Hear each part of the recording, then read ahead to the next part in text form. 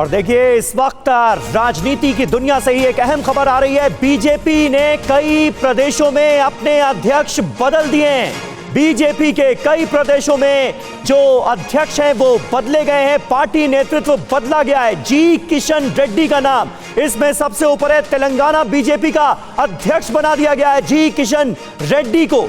इसके अलावा पी पुरंदेश्वरी को भी आंध्र प्रदेश बीजेपी की कमान दे दी गई है। सुनील जाखड़ एक और बड़ा नाम पंजाब बीजेपी के अध्यक्ष बनाए गए हैं। सुनील जाखड़ जो कि कांग्रेस से बीजेपी में आए थे।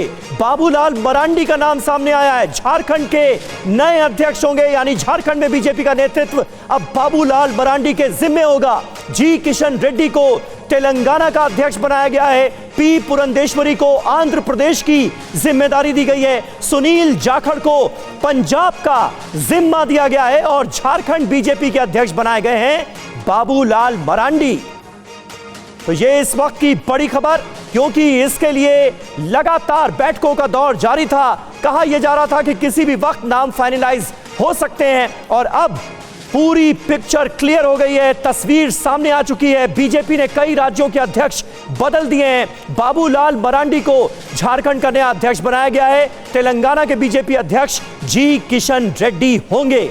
हमारे साथ इस वक्त आनंद प्रकाश पांडे हमारे सहयोगी मौजूद हैं। आनंद, कई प्रदेशों में प्रदेश अध्यक्ष बदल दिए हैं बीजेपी ने, जरा बताइए हमारे दर्शकों को किन किन समीकरणों का ध्यान रखा गया इन नियुक्तियों में। ये देखिए, जो पिछले कुछ समय से बीजेपी दफ्तर में लगातार जो बैठकें चल रही थी, मैराथन बैठकें चल रही थी, उसका नतीजा दिखना शुरू हो गया है। और लोकसभा चुनाव को देखते हुए और विधानसभा चुनाव जो आगामी उनको देखते हुए बीजेपी ने कई प्रदेशों में प्रदेश अध्यक्ष बदल दिए हैं।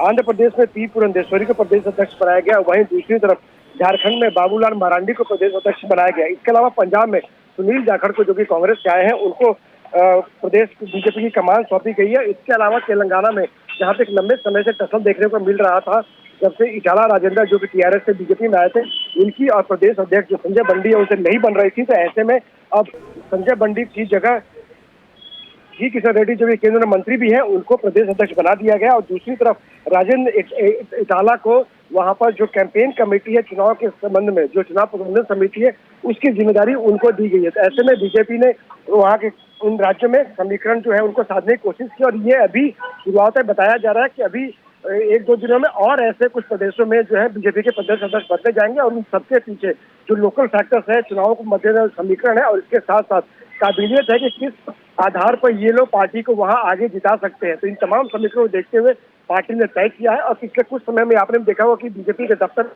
और प्रधानमंत्री के निवास से भी लंबी मैराथन बैठकें हुई थी।